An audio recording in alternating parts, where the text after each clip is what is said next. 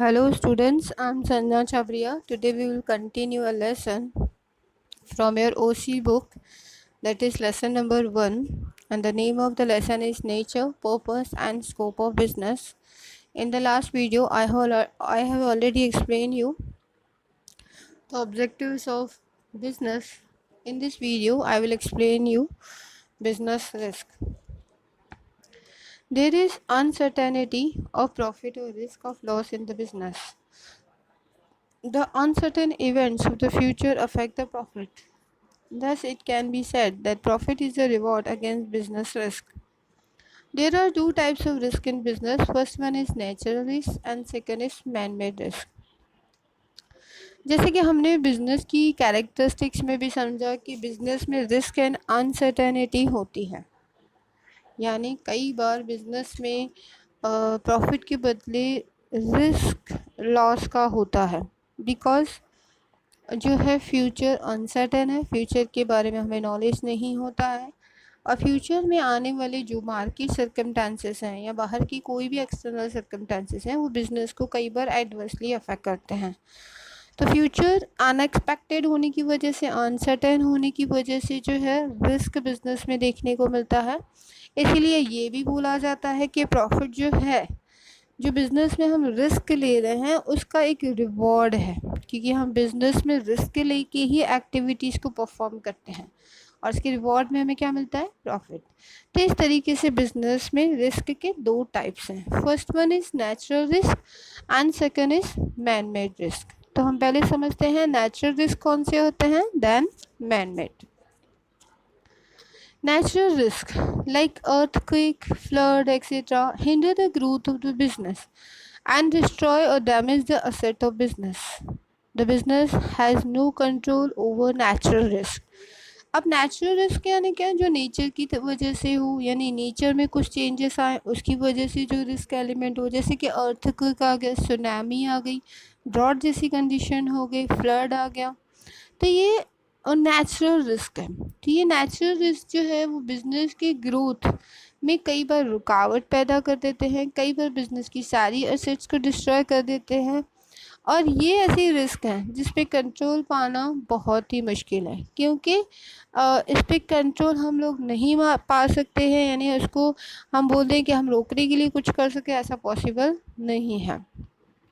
तो अगेन मैं दूसरी बार बता देती हूँ कि what is natural risk. Natural risk यानी जो रिस्क जो है बिकॉज ऑफ नेचुरल एलिमेंट्स हो, जैसे कि अर्थक्वेक आना, सुनामी आना, फ्लड जैसी सिचुएशन होना, ये टोटली बिजनेस की ग्रोथ को रोक देते हैं, कई बार पूरे बिजनेस की ऑल प्रॉपर्टीज़ को डिस्ट्रॉय कर देते हैं। जैसे कि आपने अर्थक्वेक में भी देखा है, कई बार पूरी की पूरी बिल्डिंग जो है वो डिस्ट्रक्शन में कन्वर्ट हो जाती है, डेब्रीज में कन्वर्ट हो जाती है, तो ऑब्वियसली वो बिज़नेस को रिस्क होता है।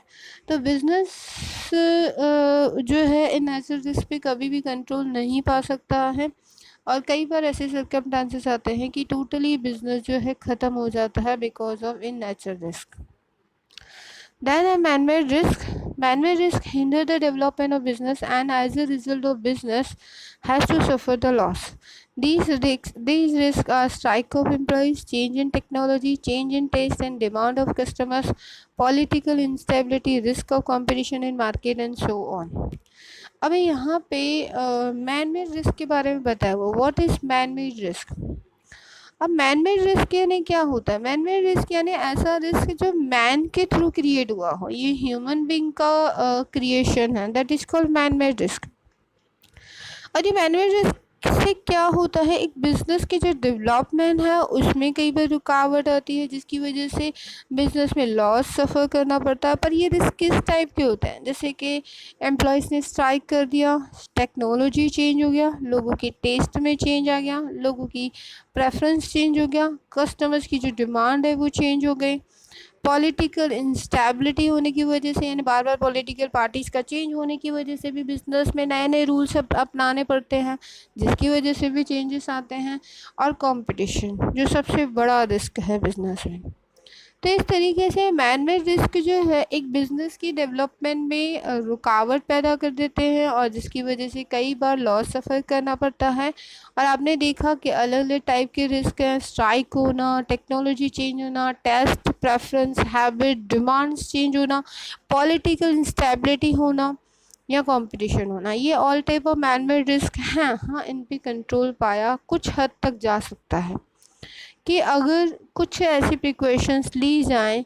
हाँ, कुछ ऐसे फैक्टर्स होते हैं जिन पे हम टोटली कंट्रोल नहीं कर सकते, वजह से कि कुछ इंटरनल मैटर्स हैं, अगर फैक्ट्री के इंटरनल मैटर्स हैं तो हम उसमें थोड़ा बहुत कंट्रोल कर सकते हैं। जैसे कि एम्प्लॉयज़ को हम सेटिस्फाई रखेंगे तो स्ट्राइक होगा ही नहीं, टेक्नोलॉजी चेंज होगी तो ऑब्वियसली उसके इफ़ेक्ट पड़ेगा ही। तो ऐसी चीज़ों को हम कंट्रोल नहीं कर सकते, पर जो इंटरनल मैटर्स हैं उसको हम कंट्रोल कुछ हद तक कर सकते हैं, टोटली भी हम नहीं कर सकते।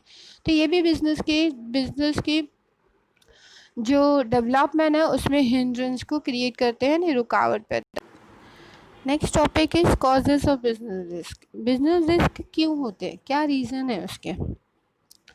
First is change in technology, technology में चेंज आना। Changes are necessary in production method due to inventions in technology. New technology is to be adapted to produce high quality goods. New machineries have to be installed for the replacement of old machineries. अब business risk के क्या reasons हैं, जिसमें पहला दिया हुआ है changes in technology. जैसे कि हम लोग ये काफ़ी हद तक देखते हैं कि जो प्रोडक्शन मेथड है उसमें बार बार चेंजेस आते रहते हैं, और उसका रीज़न क्या है, इन्वेंशंस ऑफ टेक्नोलॉजी, यानी बार बार न्यू टेक्नोलॉजी मार्केट में आ जाती है।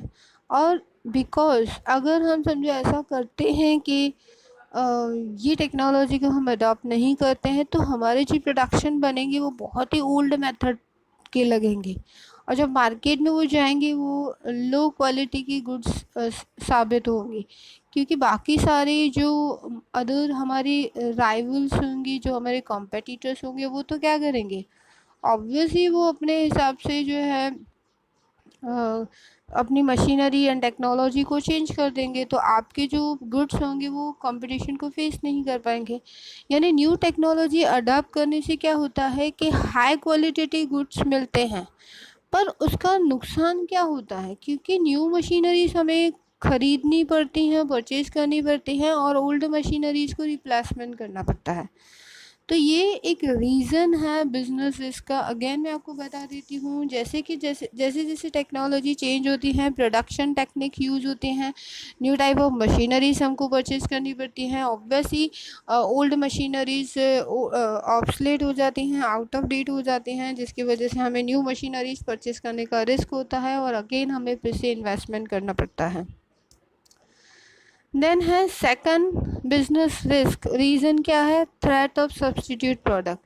पहले तो मैं आपको बता दूं सब्स्टिट्यूट वर्ड क्या होता है। सब्स्टिट्यूट का मतलब होता है एक के बदले में दूसरा, यानी एक के बदले में हम दूसरी चीज़ को यूज़ कर सकें, दैट इज़ कॉल्ड सब्स्टिट्यूट। जैसे कि चाय के बदले कॉफ़ी पी सकते हैं, ठीक है, तो ये एक सब्स्टिट्यूट हुआ, चाय के बदले coffee. The customers may turn to substitute product due to change in technology. That is, ball pen in place of fountain pen, vessels of steel in place of copper, and brass, television in place of radio. अभी कई बार substitute products का भी डर रहता है, जैसे कि जो बिजनेसमैन होते हैं उनको ये डर लगा रहता है कि कई बार जो कस्टमर्स होते हैं वो अपनी डिमांड जो है वो सब्स्टिट्यूट प्रोडक्ट में डाल देते हैं, बिकॉज टेक्नोलॉजी चेंज होती है तो लोग सब्स्टिट्यूट प्रोडक्ट को ज़्यादा प्रेफर करते हैं, पसंद यानी लेना पसंद करते हैं। जैसे कि सपोज करो पहले फाउंटेन पेन चलती थी, अब बॉल पेन ज़्यादा यूज़ होती है, तो फाउंटेन पेन के बदले में बॉल पेन यूज़ करना वो उसका सब्स्टिट्यूट हो गया। तो ऑब्वियसली जो फाउंटेन पेन प्रोड्यूसिंग कंपनी होगी तो उसको क्या करना पड़ेगा, या तो बॉल पेन बनानी पड़ेगी या न्यू, अगर वो सब बस ऐसा नहीं करते हैं तो उसका जो प्रोडक्शन है वो ज़्यादा बिकेगा नहीं। इसी तरीके से सपोज़ कॉपर एंड ब्रास, पहले बहुत मेटल यूज़ होता था, उसकी बर्तन बनते थे, अभी स्टील के बर्तन आ चुके हैं, स्टील के वेसल्स लोग यूज़ करते हैं। पहले रेडियो का ज़माना था, रेडियो की जगह पे अभी नाउअडेज़ टेलीविज़न ने ले ली है। तो हम देख सकते हैं ये जो सब्स्टिट्यूट प्रोडक्ट्स हैं वो भी कई बार बिज़नेस में रिस्क एलिमेंट्स को ज़्यादा बढ़ा देते हैं। तो इस तरीके से जो बिज़नेसमैन है वो इनसे बचने के लिए क्या करते हैं, उन सब्सिट्यूट प्रोडक्ट्स की भी प्रोडक्शन करना स्टार्ट कर देते हैं। थर्ड है causes of business risk, that is competition. Competition increases the business risks which directly affect the business profit. The sale price of the product is to be reduced and advertisement expenses are to be incurred by business unit. To maintain its position in market and to face competition, this profit gets reduced. अब सबसे बड़ा जो business में risk होता है वो तो competition का ही होता है, क्योंकि कंपटीशन तो डायरेक्टली अफेक्ट कर देता है बिजनेस के प्रॉफिट को। अगर जैसे कि बिजनेस में हम बात करें कंपटीशन की, तो कंपटीशन जो है रिस्क एलिमेंट्स को ज़्यादा बढ़ा देता है।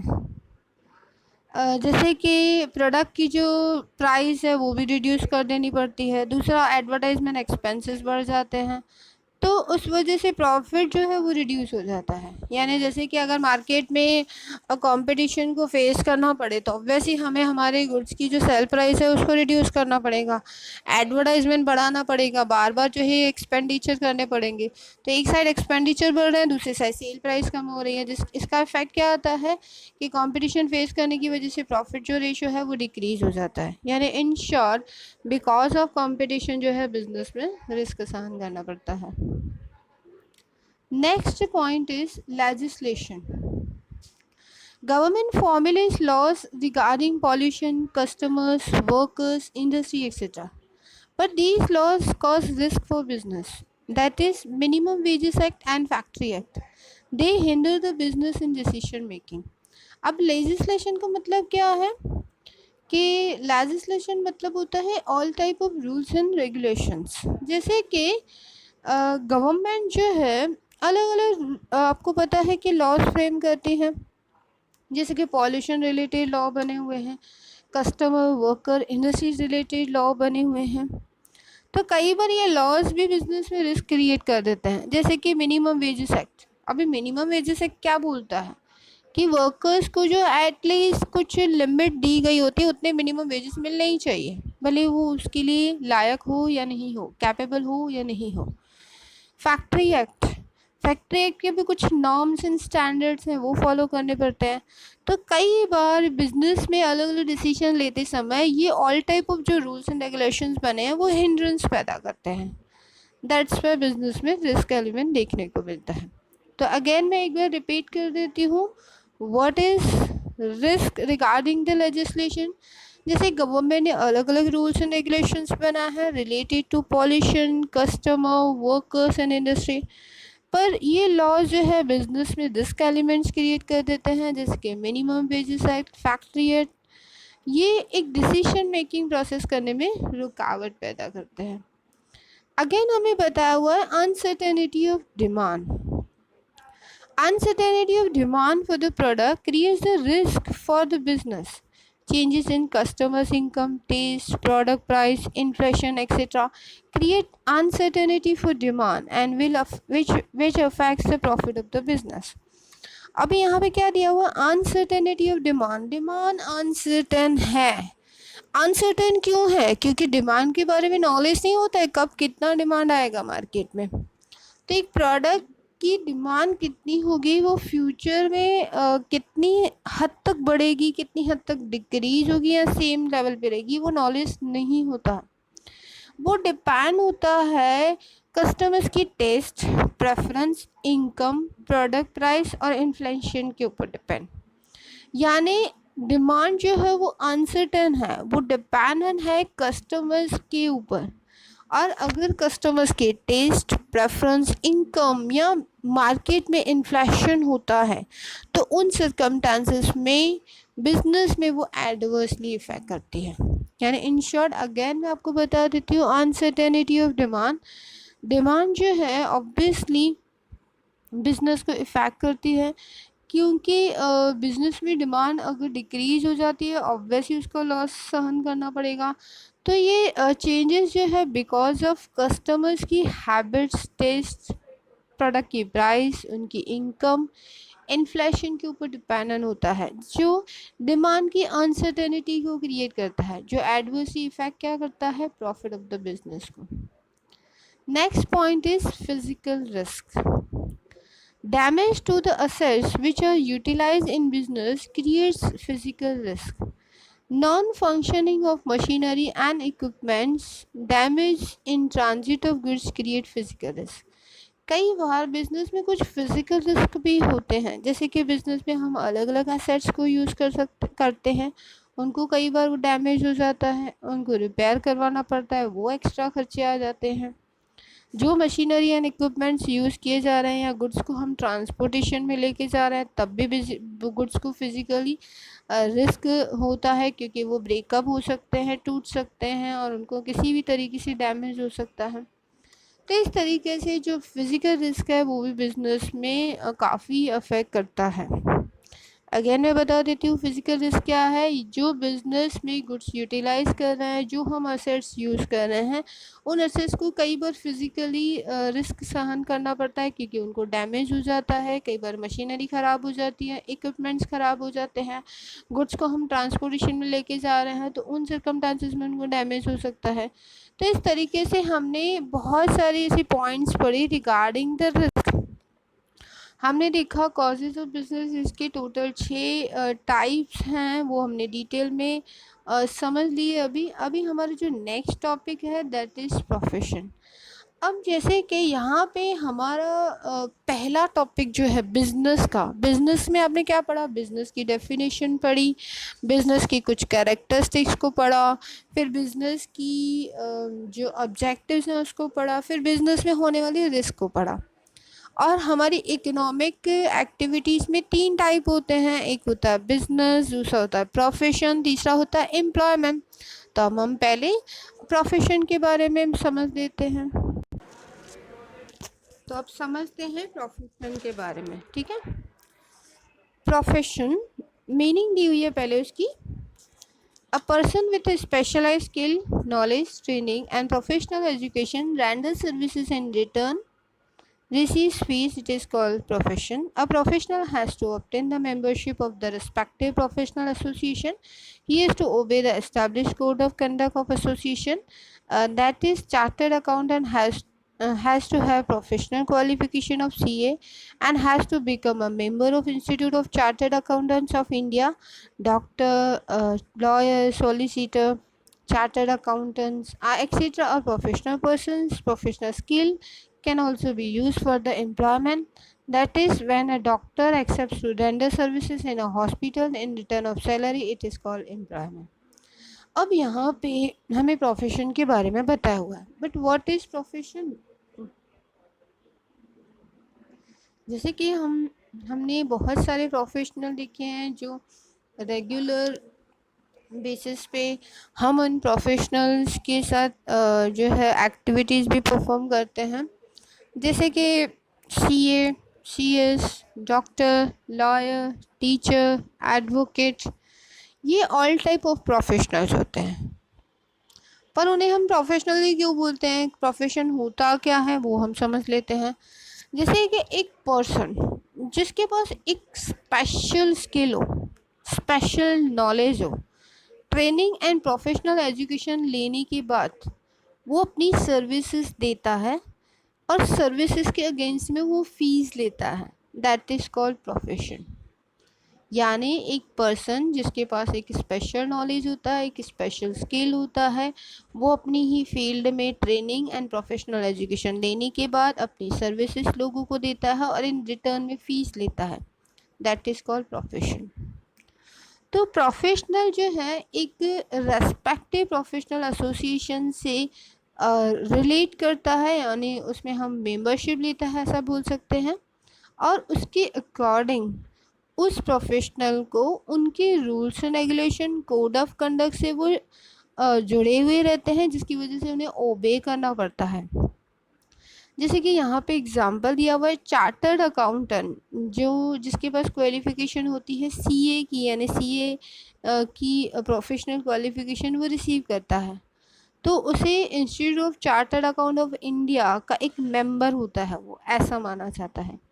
इसी तरीके से डॉक्टर, लॉयर, सॉलिसिटर यानी एडवोकेट, चार्टर्ड अकाउंटेंट, ये ऑल प्रोफेशनल पर्सन्स हैं जिनमें अलग अलग प्रोफेशनल स्किल हैं, जो कई बार एम्प्लॉयमेंट के लिए भी वर्क करते हैं। यानी ऐसा नहीं होता है कि वो प्रोफेशनल जो फीस लेके काम करते हैं, पर एज ए एम्प्लॉयमेंट भी वो काम करते हैं। जैसे कि एक डॉक्टर है, अगर वो अपनी सर्विसेज किसी हॉस्पिटल में दे रहा है और रिटर्न में सैलरी रिसीव कर रहा है, तो दैट इज़ कॉल्ड एम्प्लॉयमेंट। भले ही वो प्रोफेशनल है पर फिर भी वो एम्प्लॉयमेंट कर रहा है, यानी अपनी सर्विसेज दे के वो सैलरी रिसीव कर रहा है, ना कि फ़ीस रिसीव कर रहा है। फ़ीस कब रिसीव करेगा? जब उसका प्राइवेट खुद का क्लिनिक होगा, वहाँ पे वो फ़ीस रिसीव कर रहा है, दैट इज़ कॉल्ड प्रोफेशन। तो प्रोफेशन क्या होता है, अगेन मैं आपको एक बार रिपीट करके बता देती हूँ कि एक पर्सन जिसमें स्पेशल स्किल हो, नॉलेज हो, ट्रेनिंग एंड प्रोफेशनल एजुकेशन लेने के बाद अपनी सर्विसेज लोगों को पहुँचाए और इन रिटर्न उनसे फ़ी वसूल करे, तो उसे प्रोफेशन कहते हैं। एक प्रोफेशनल अपने प्रोफेशनल एसोसिएशन से हमेशा मेंबरशिप में जुड़ा हुआ होता है, जिसकी वजह से उनके द्वारा बनाए गए कोड ऑफ कंडक्ट को वो ओबे करता है। जैसे कि सीए का यहाँ पे बताया गया है कि chartered accountant institute of chartered accountant of India का एक मेंबर होता है और उनकी कोड ऑफ कंडक्ट को वो फॉलो करता है। जैसे कि इनमें भी कुछ रूल्स होते हैं, जैसे कि अगर मैं बोलूँ कि चार्टर्ड अकाउंटेंट जो न्यू आने वाले स्टूडेंट्स हैं जो सीए का कोर्स कर रहे हैं, उनको प्रैक्टिकल नॉलेज देना एज ए इंटर्नशिप, ये इनकी रिस्पॉन्सिबिलिटी होती है। तो वो नॉर्म्स, वो स्टैंडर्ड्स उनको फॉलो करने पड़ते हैं। अलग अलग टाइप के चार्टर, अलग अलग टाइप के प्रोफेशनल्स होते हैं, जैसे कि doctor, lawyer, solicitor, chartered accountant. ये ऑल पर्सन जो है कई बार एज एम्प्लॉयमेंट तरीके भी काम करते हैं। जैसे कि डॉक्टर है, अगर वो प्राइवेट क्लिनिक में अपनी सर्विसेज दे रहा है, दैट इज़ कॉल्ड प्रोफेशन। पर वहीं वो अपनी किसी हॉस्पिटल में जाके अपनी सर्विसेज दे रहा है और वहाँ से सैलरी रिसीव कर रहा है, दैट इज़ कॉल्ड एम्प्लॉयमेंट। तो यहाँ पे हमें नॉलेज मिला कि व्हाट इज़ प्रोफेशन।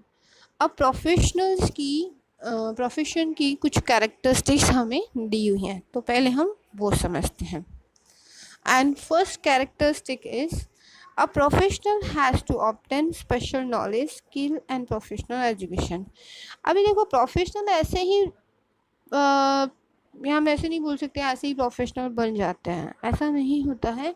उनको एक स्पेशल नॉलेज, स्किल रिसीव करना पड़ता है, एक एजुकेशन डिपार्टमेंट में से उनको प्रोफेशनल एजुकेशन रिसीव करना पड़ता है, तब जाके वो प्रोफेशनल बन सकते हैं।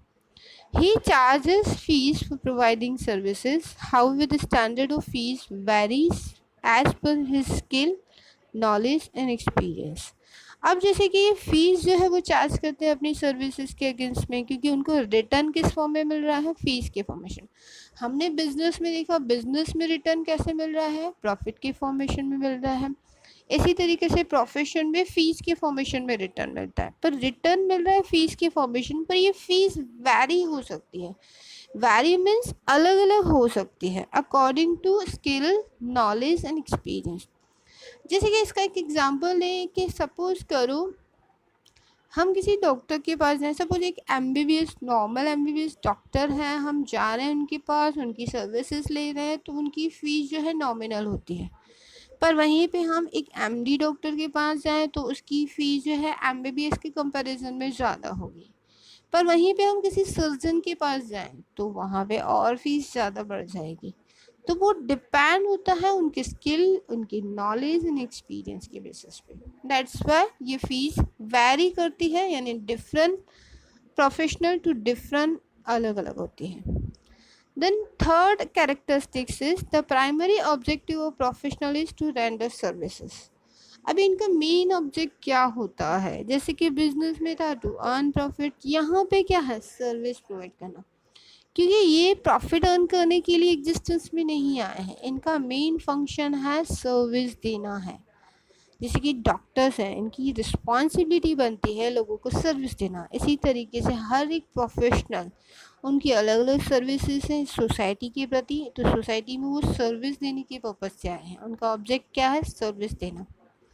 It is an independent activity of earning. हाँ, ये एक इंडिपेंडेंट एक्टिविटी है, क्योंकि देखो बिजनेस जो है वो हैंड ओवर किया जा सकता है, एक पर्सन दूसरे पर्सन को सिखा सकता है, वहाँ पे कोई प्रोफेशनल स्किल नॉलेज एक्सपीरियंस की नीड नहीं होती है। हाँ, धीरे धीरे होते जाते हैं लोग, एक्सपीरियंस हो जाते हैं, उनमें ज़्यादा माहिर हो जाते हैं, वो होता है, बट वहाँ पे कोई एजुकेशनल नॉलेज की ज़रूरत नहीं होती है। सपोज एक फादर है जो एक बहुत बड़ा बिजनेसमैन है, उसने अपने ही बिजनेस पे अपने बेटे को भी लगा दिया, तो वहाँ पे वो बोलेगा नहीं कि जा पहले बिजनेस सीख क्या, वो अपने ही अंडर जो है उसको काम करवाएगा, एक्टिविटी सिखाता जाएगा, और वो इजीली जो है वो लर्न कर लेगा, सब कुछ सीख लेगा और समझ लाएगा।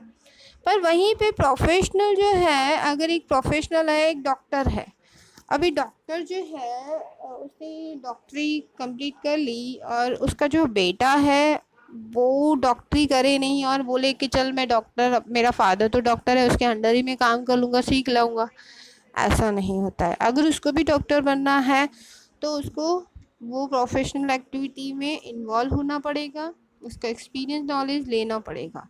तो ये एक इंडिपेंडेंट एक्टिविटी है, यानी एक पर्सन जो रिसीव कर रहा है एजुकेशन उसी को मिली है, वही वो कंडक्ट कर सकता है, यानी एक इंडिपेंडेंट अर्निंग पैटर्न है। Number 5 is the professional activity has no relation with production, but it satisfies personal and business needs.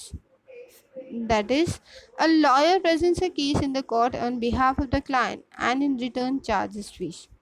Professional activity का प्रोडक्शन से कोई रिलेशन नहीं होता, वो प्रोडक्शन करता ही नहीं है ना, तो प्रोडक्शन से रिलेशन ही नहीं होगा, पर वो पर्सनल एंड बिजनेस नीड्स को ज़रूर सेटिस्फाई करता है। कैसे सेटिस्फाई करता है? अपनी सर्विसेज देके, डॉक्टर के पास जाओगे डॉक्टर अपनी सर्विसेज देगा, टीचर के पास जाओगे टीचर अपनी सर्विसेज देगा, इसी तरीके से एक लॉयर हो तो लॉयर जो है वो केस लड़ता है on behalf of his client, obviously उसके अगेंस्ट में वो क्या लेता है, फीस लेता है। तो इस तरीके से ये सर्विसेज देते हैं, पर्सनल सर्विसेज देते हैं एंड बिजनेस सर्विसेज देते हैं, और इसके अगेंस्ट में फीस चार्ज करते हैं, पर कोई प्रोडक्शन एक्टिविटी नहीं करते हैं।